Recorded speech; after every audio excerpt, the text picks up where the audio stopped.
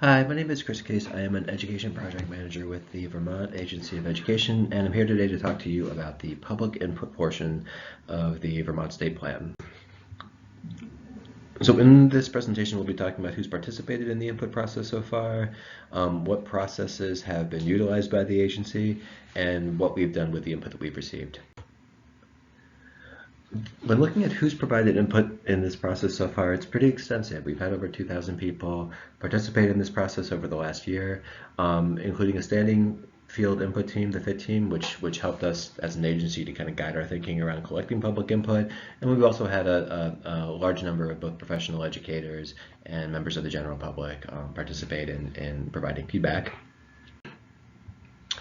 When looking at the kinds of opportunities that we would open up for the collection of public input, we try to hit on a balance of professional events that were designed to appeal to professional educators, and we would collect input from professional educators that way. We also created public input sessions and a public input retreat that were designed to appeal to a balance of professional educators and the members of the general public who would not normally be connecting with us through those professional educator events.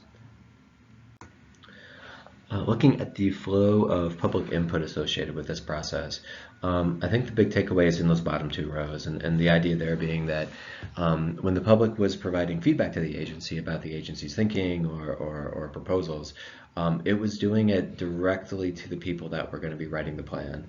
So there was no separation between the members of the public that were giving feedback on the plan and the people that were writing that draft plan language. And I think that what we hope came out of this is a plan that more authentically represents the concerns of the field, the interests of the field, and hopefully that's something that will feel accurate to people as they read through what we've generated. When looking at what's been done with the public input that we've received so far, I think that it's largely been used to revise agency thinking, even to reverse it in some cases or modify it really substantially. There have been times too where public input has really confirmed that what we were thinking initially about a proposal was the right path for the state.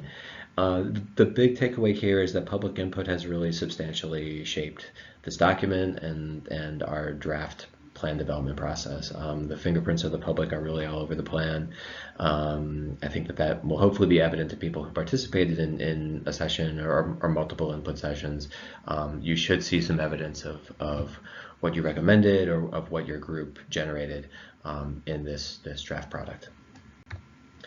Looking at what you're going to be reading when you read through this section of the plan, there is a section in the beginning about how public notice was given of input sessions, and then we have some specific examples. We have 4 examples of how public input really specifically shaped the plan, how it impacted agencies' thinking, in some cases really dramatically. Some examples of that are provided here. So if you have any questions about this presentation or about what you read in the public input section of the state plan, we invite you to get in touch. You can call me or call Patrick Halladay. Either of us will be very happy to work with you to answer questions that you may have. Thank you again for participating in this process, and we are looking very forward to getting your feedback.